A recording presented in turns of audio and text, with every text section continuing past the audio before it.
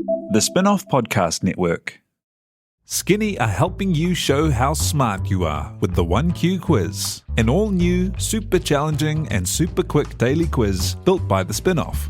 Every Monday, Skinny are giving you the chance to prove you're smart with the Skinny Extra Credit question. Get it right, and you'll get the chance to score yourself some Skinny Extra mobile credit, so you can text, call, or even video call your group chat and gloat about how big your brain is. T's and C's apply.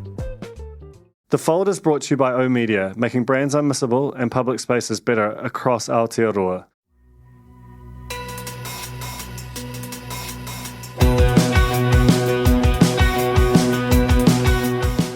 Nau mai, hoki mai kia The Fold, mihi nei, ko Duncan Grieve tōku ingoa. Welcome to The Fold. This is the latest installment of the Creator Series. Today I have, I think this is a pretty special episode. My guest is Qiane Matata-Sipu, who is many, many things, as you will sort of realize as you listen to this. She's a journalist, she's a podcaster, she's an entrepreneur and an activist. You know, probably the biggest kind of public-facing thing she's done these past few years has been one of the founders of Soul, Save Our Unique Landscape, the movement which stepped in and protected Ihumātao from development into a special housing area. But she's also a long-time writer for Mana magazine, a photographer, and the thing that I've originally asked her up to talk about, and we talk about a lot, but is Nuku Woman, which is a project to just casually interview for a podcast and photograph 100 Indigenous wahine. It started out as that. It's now going to end up as a book. It's a series of events happening later this month. It also feels like, you know, it could be, if there's any sort of justice in this world, her life's work. You'll hear the sort of passion that drives it in this interview. But there's a lot in here. I think the role of Mana magazine and the hole it's left, and what print, you know, which is probably the smallest sector of Māori media, but certainly an incredibly important one, and has been diminished by the absence of Mana. Particularly the sort of strategy and the thinking and what she as a journalist learned being on the other side of the unholy intensity of the Ihumātao battle at its peak, and then what drives Nuku and what makes it so rewarding but also so phenomenally difficult funding it. And you know, it's a very special project, and she speaks very eloquently on it. The Fold is, as always, brought to you by Vodafone. Spin-Off runs on Vodafone network technology. Podcasts like this, all our monstrous video files, switching to and from remote working whenever there's an outbreak. It handles the lot, and if you have a business, you should take a hard look at vodafone.co.nz. This is The Fold. Tēnā koe, Qiane, and welcome to The Fold. Kia ora, thank you for having me. I wanted to start by talking about where you got your start, which is Mana magazine, and how you ended up at this very prestigious part of the Māori media world. Yeah, so when I was in university, just before I left, I had made this decision with myself that I was never going to work for Māori or Pacific media. That was it. I didn't want to be typecast as a Māori Pacific journalist who could only write stories about Māori and Pacific people. And I think it had sort of come off, a year in journalism, or my final year in journalism, where I was a little bit the token Māori. And so I just didn't want to continue that into my career. I wanted to show that I could write anything for anybody and I was just as good as the next person. And then my first job was Mana magazine. And so it all went out the window. But it was an incredible start. Absolutely phenomenal start. I got to work for Mana at a time where there was a very small team. I had Catherine Finlay as the associate editor, and of course Derek Fox was still the editor at the time.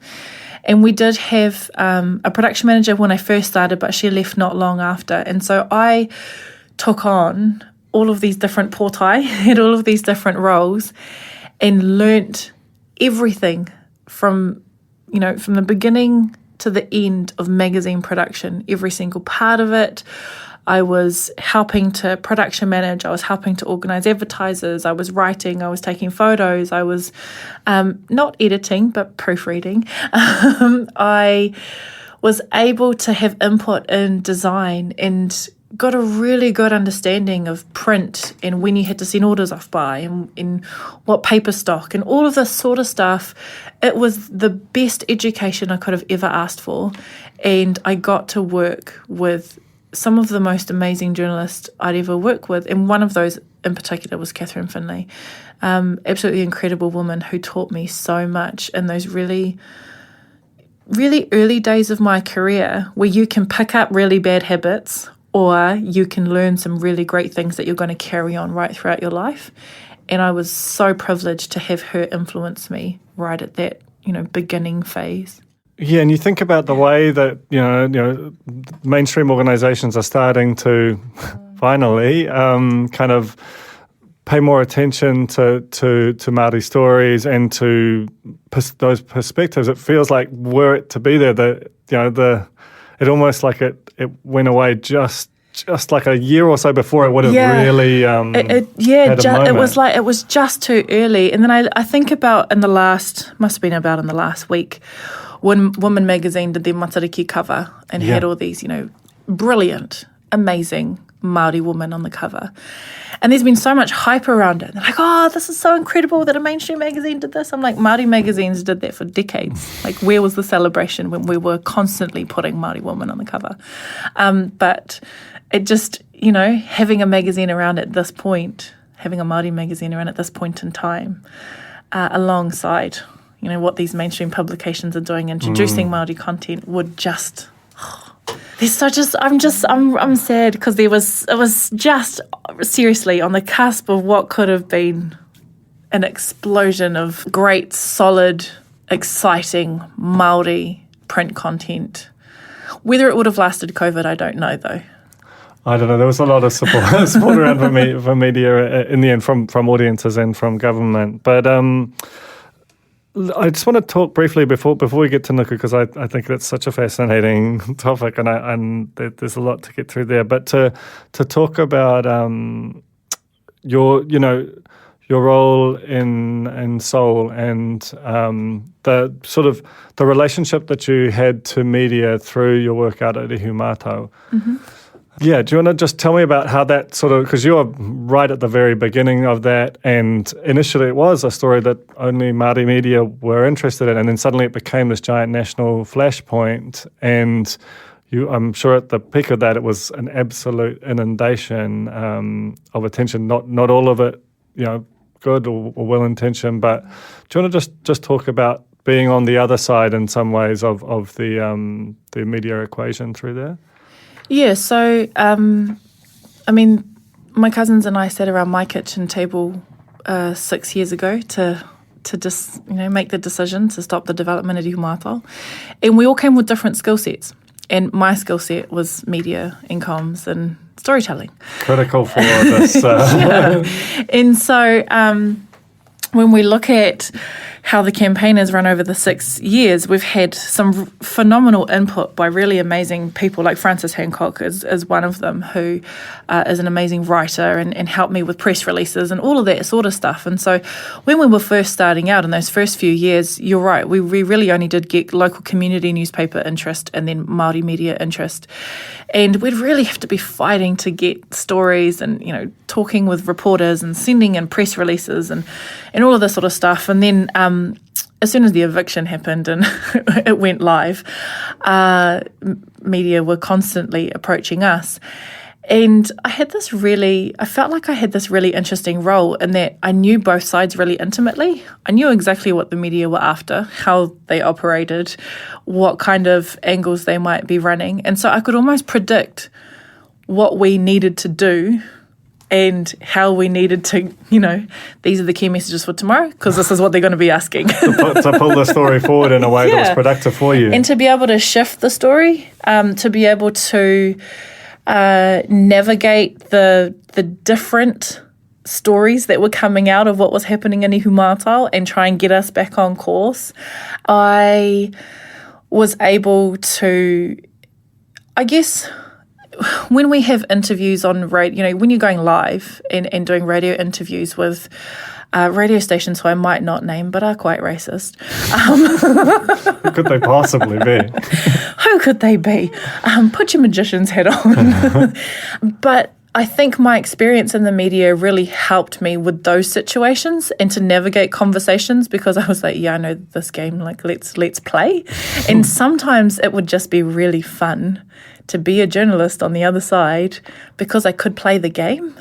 Did you learn things through that? Like did it in some ways help your journalism to kind of be on the other side of such a volume of interest from such a diverse array of outlets? It reminded me that the story you see is not necessarily the story, that the people you see are not necessarily the people. It really reminded me that you've got to dig deeper, that you've got to look in the nooks and crannies, that you've got to spend time with people to get the right story. It also, I've never really been a news journalist, and so it taught me a lot about daily news journalism and what it was they were looking for and how to ensure there was a different angle the next day, because if I wanted to keep it in the news, then we needed to give them something different to talk about. It was my first experience doing stand-ups, both organising them and then being in front of them. And that was interesting for me, because while I've seen stand-ups a lot, and I knew what they were, I really had to learn how to hold myself in that space, but then had to try and put my journalist hat on and go, all right, what is it that they need? What does this look like from a camera? What kind of angles are getting shot here? And just, there's so much going on, and there's so much strategy. There is so much strategy that goes through my mind at every minute of every day, even now, about, okay, how does the media perceive what we're doing? As a journalist, what kind of stories am I looking for?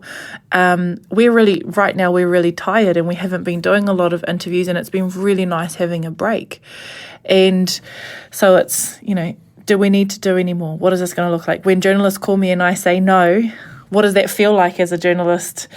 Am I, just all of these, some kind of compact. Just like, yeah. But then the other thing I found was, because I know a lot of journalists in the industry, they'd come up to me and they'd be like, okay, so what's going on? Tell me. Hey, mate, what's happening here? And I really had to kind of go, oh, in this instance, you're not my friend. Yeah. Like you are, but I had to be really careful what I said to my mates, bearing in mind, when we were ready for things to be released. And so it's just this whole, when you're a journalist and involved in something like that, you do see both sides of it. You do understand both sides so much better. It helps you. It really helps with your campaign to have those skills, to have that knowledge, and to have those contacts. But it also personally makes you question quite a lot. Like, what can I say? What can't I say? Who can I talk to? When I say off the record, are you actually listening to me as my friend? All of these sorts of things, while keeping strategy in mind and making sure that we were there to meet the demands of the media. And some media got it really wrong, and some media got it really right. And the ones that got it right were the ones who spent time with us. They stayed on the whenua. They were there day in, day out. They weren't just there for the story. They were there to learn, to understand, to get a bigger picture, and then use all of that knowledge to help build their story. And that created, what I saw from the outside was that they had really great stories, but also it wasn't just great stories for us. They were just really great stories, really well-informed stories, well-written stories. And today, journalists don't have the luxury of time, but those that would come after hours and in their own weekends, they were the ones that did the best job. And I think that taught me something I already knew, but just helped to reinforce that you're not going to get a great story just by rocking up one day and going, so what's happening here, guys? What you're describing is the classic aspirational form of magazine journalism, right? And that the whole system, the whole financial underpinnings of it allowed that in a way that I still think as much as we might, at the Spin-Off and in a bunch of places online, have those intentions, there's something about the hungry mouth of the digital audience that you just struggle to allow space for that to happen. One of the core things for us was story sovereignty and ensuring that we were owning and telling our own story as well, and not just relying on the media to tell our story. And so we were creating our own content. Obviously, we had our social media pages, and my cousin Pania was really influential in ensuring that those were continuously updated and that sort of stuff. When it came to the time of the occupation, I had a little comms team. We were in a little portacom, and most of them were students that just gave their time to the kaupapa, and they would feed me on sugar because I was nicer to them when I was when I had Managing a bag of lollies. And so they were really great at doing live videos and creating short snippets of content. And then we had Joss Wheeler, who's a documentary photographer, and we had Conan Fitzpatrick, who's a brilliant filmmaker, and they were on our crew 24/7, sleeping on the whenua, but we were creating content. Like Conan and I did this series called The Voices of Ihumātao, where we went around and filmed our whānau, just sharing, who are you, why are you here, why is this important to you? And creating that media was really vital for us to ensure that we had our own story, that we had ownership of that the whānau who were involved could see themselves, because they were a lot of the time only seeing us, and it was really important for us that they could see themselves in the kōrero. And so I guess bringing some of those skills into that space was very beneficial, but it was nice to also have a creative outlet in the middle of a quite traumatic time in my life. Yeah, I can imagine. It's so interesting to hear you talk about that, because there have been these sort of flashpoints, obviously regularly throughout our history, and this one feels like it was the first that was navigated in the social media era, and you were so adept at that. I mean, do you consider it to broadly have been a successful campaign, and how much of that do you attribute to the sort of those kind of values, the intellect, the sort of strategy, the story sovereignty, all of those things that you just discussed? It is still a hugely successful campaign. Every day that there's not a house on that whenua means that it's a success, and so many people deemed it unsuccessful because we'd lose in the courts, or we'd lose this thing, or this thing would happen, and we're like, there's still no houses, we're still winning. Like, Fletchers are not here, we're still winning. Focus on that. Yeah, hugely successful in a way that it empowered our whānau that I'd never seen before, and enabled our whānau to have a voice that had been oppressed for so long. And so all of those things have made it incredibly successful. But of course, the strategy behind it, the multi-pronged approach, the having the political strategy as well as the comm strategy, as well as the community strategy, like all of those things happening in parallel, enabled it to be successful. Having a dedicated team, like the sole whānau would meet every Tuesday for like 3 years straight to keep this thing going. And I liken it to a waka, that, some people get on the waka and some people need to get off and have a rest, but the waka keeps moving. And that's what the campaign has been like over the last 6 years. And I think you can't attribute the success of what's happened to one thing. Social media was incredible. Social media enabled 400 people to show up on the whenua in the middle of the night one Sunday when the police decided to come in during whakamoemiti. And it turned out that the public outnumbered the police, and we had to start negotiating for the police's safety to ensure that they got out of there safe, because it was dark. People were rolled up, people were scared, and then masses of people showed up because of social media. 10,000 people showed up in that first week because of social media. And so the power of social media has been huge, and getting these messages out far and wide to people who believe in the same thing, who want justice, who want Māori rights, who care about the environment, being able to communicate with masses. I think our Instagram page gained 45,000 followers in 2 days or something like that.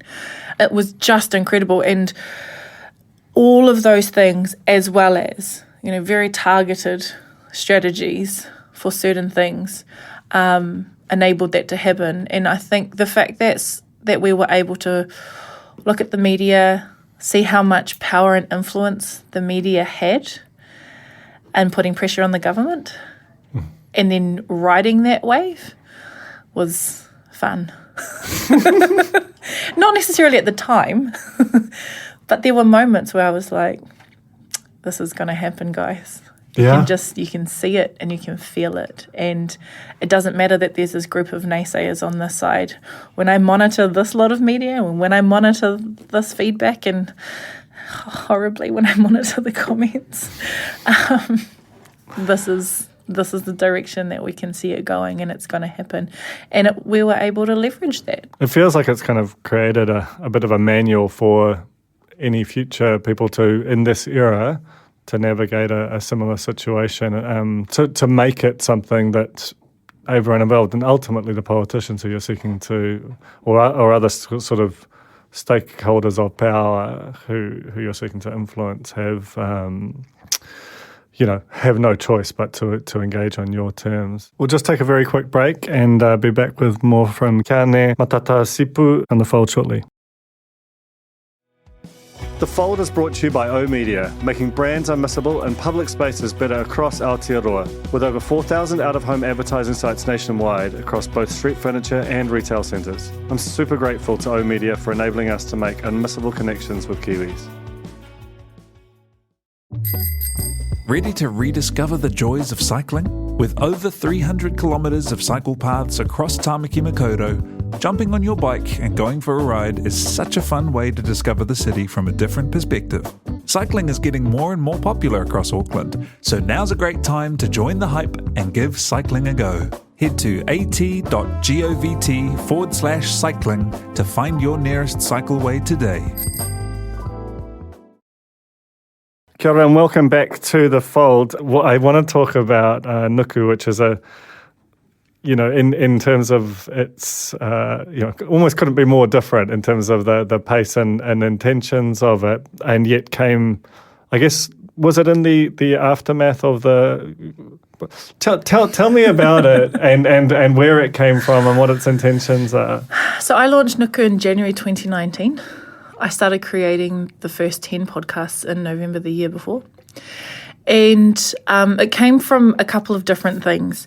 One was I had all of this diverse experience, media, comms, photography, wahine, Māori, just all of these different parts of my life, an artist, all of these things. And I was like, okay, I feel like I'm doing 10 different things. How do I bring all of those things together to do one thing? So that was sort of one element of it.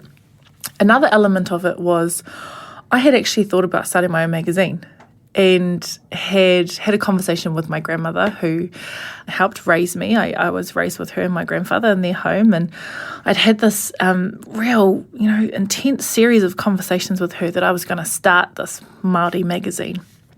And she was my biggest fan, and so she was like, great idea. And then she did the dirty on me and she died. And she died really suddenly and really unexpectedly. And at the time she died, I was 6 years into infertility treatment. And I was just completely devastated is not even enough to describe where I was at that point in my life. I was probably the lowest I'd ever been, and I was in this big black hole. And from a Tau Pākehā perspective, you might label it the word depression, but from a Tau Māori perspective, I was having very intense wānanga with whiro. And I was questioning, who am I as an Indigenous woman? What am I even doing with my life? What's going on? And over that sort of period, I started thinking about this magazine, and I was like, no, it's not going to be that. That idea's dead in the water now, and I hate selling advertising, so I really don't want to do that. That is unfortunately an inevitable part of I have this disdain for advertising, so I was like, I'm not going to do that. And then about a year after my grandmother died, I miraculously fell pregnant. And I discovered that I was bringing into this world a girl, a young Indigenous woman. And I thought, what media does she have access to? What is she seeing about Indigenous women at the moment? And where is she getting this information? Actually, obviously, she was still growing, but in my puku. But, what is it that I'm leaving her? and what am I creating for her, and what does she want to be, and who can she see that she can be, all of these sorts of things. And so as I was growing her, I was growing Nuku, and it came quite clearly, to be honest, and I feel like it came with my daughter. And it was, Nuku, derived from the word Papatua Nuku, from our ultimate female essence. It's going to be 100 Indigenous women. And after the first 10, I was like, why the fuck did you say 100? Jesus. It's a round number. It's a big number. So 100 Indigenous women doing things differently. It's going to be a podcast. I'd never made podcasts before. Didn't have any experience in broadcasting. And I was going to ensure that every wahine had beautiful portraits. We were going to do behind-the-scenes video. And at the culmination of 100, I was making a book. And it's taken me 3 years, but I've done all of that. I've interviewed 100 women. I've photographed 100 women. We've got behind-the-scenes video of all of them. And I'm about 20 stories away, which will be finished in 2 days, from writing this book. And it was all, part of it was healing for me, because it was about meeting and speaking with all of these incredible women all across the country. As you know, I recorded some podcasts in the boot of my car at Te Tii Marae in Waitangi. I've been across to Rekohu, Chatham Islands, and had 2 women over there. Been in the freezing cold in Dunedin. Been on both coasts, and we've had wahine Māori make up the majority of the 100. We also have Samoan, Tongan, Papua New Guinean, Hawaiian, Indigenous Indian, which is different to Indian women on the caste system, because Indigenous Indian women do not even recognised as human. Have had, the youngest is 14, the oldest is in her 70s. Rural, city, just this incredibly diverse group of women. And so part of it was incredibly healing for me. The other part of it really stretched my journalism skills and really stretched my media creation and content creation and management skills. And all of it incredibly stretched and broke my budget, because it's a completely unsustainable kaupapa in that I have run it alongside running my full-time business. It's taken me 3 years, because I've had 7 months off on the whenua at Ihumātao, and then COVID hit last year, and so it's taken me 3 years to get to this point. I had these big ambitions that it was going to be done in a year. 3 years seems quite quick given the scale of the thing, to be honest. We've relied on koha donations. We had a boosted campaign last year where people donated $50,000 to us to help keep it going.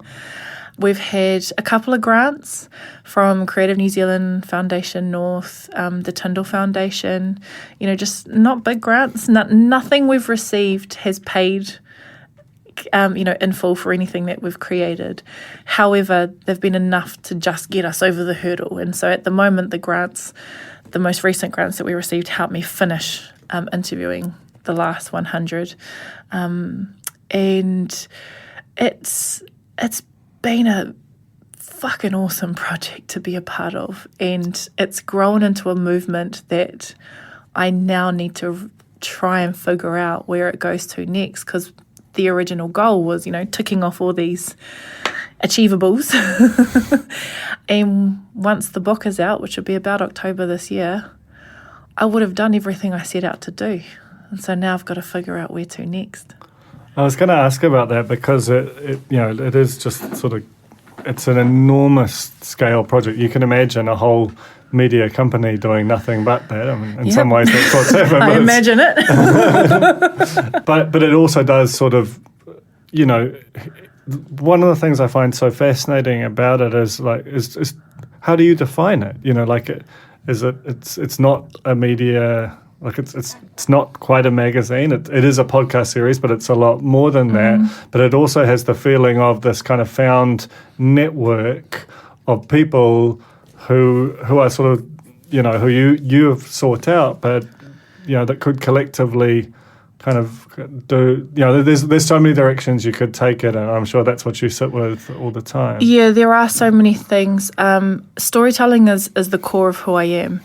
A couple of years I was challenged to talk about my mau, my purpose, what is it? And I managed to get it down to one sentence, which is, for me, I'm here to tell the stories of marginalised people in their community so that I can change the narrative for future generations. That's what I do. That's it. That's pretty profound. And I do it in all of these different ways. And Nuku is about amplifying the Indigenous female voice. When we look at privilege, not only in Aotearoa but across the world, it is our Indigenous females that are at the bottom of any privilege scale.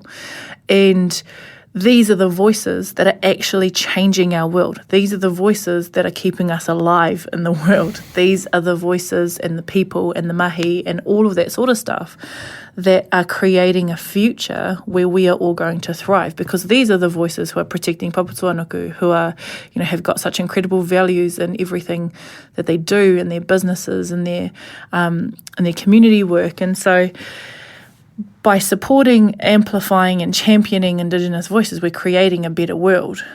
And you can't define that. You can't put that in a box, because it is what it is. And so many people have said to me, but is it this, is it this thing or is it this thing? I'm like, it's all of those things. It's its own thing. Yeah, it's its own thing. And I love that, because it ain't nobody else's thing. It's this space that actually refuses to be defined, because we as Indigenous women cannot be just one thing. And it will always have a storytelling component, because the foundation of Nuku is creative and social impact storytelling. That's it at its core. But it will also have, I've just designed a collection of earrings. I was about to say, which is a bit random, but I've got to figure out how to pay for this thing. And so I've designed a collection of earrings. I've got some clothing that's been designed. And all of, while they are little bits and pieces, and, $10 here and $20 here, profit I'm talking about, not price. All of that adds up to something and helps to keep it going.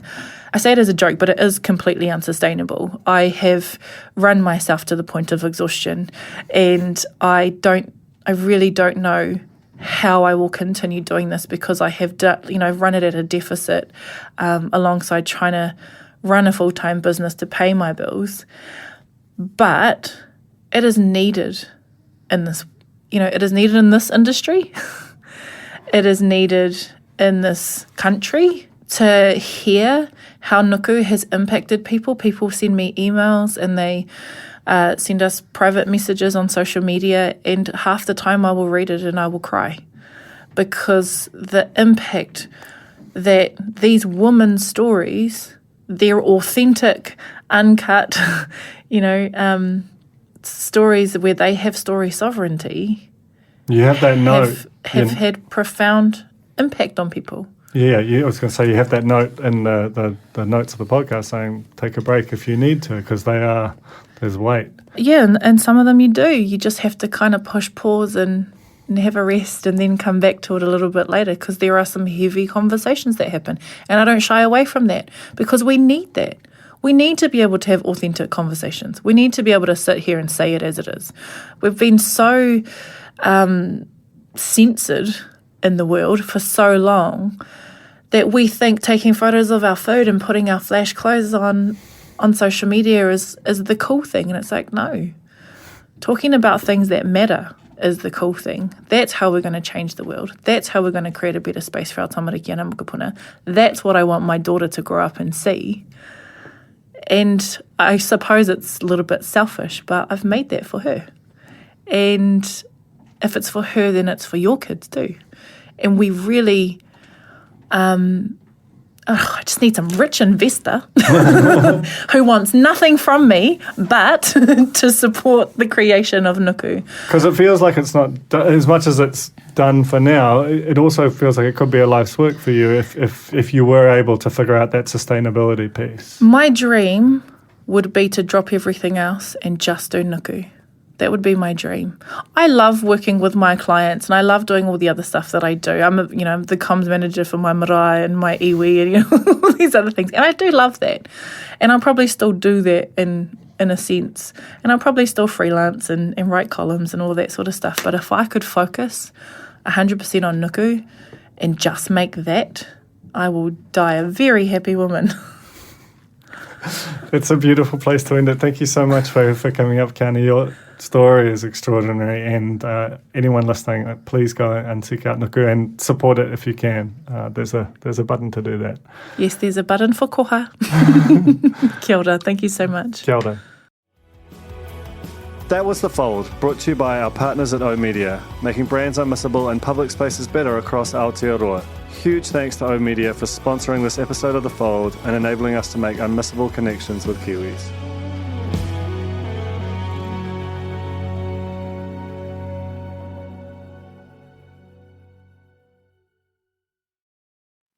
Kia ora e te iwi, Te Aihe Butler here, podcast manager at The Spinoff. If you enjoy listening to our podcasts, consider supporting our mahi by signing up to become a Spinoff member at thespinoff.co.nz/donate. The Spinoff Podcast Network.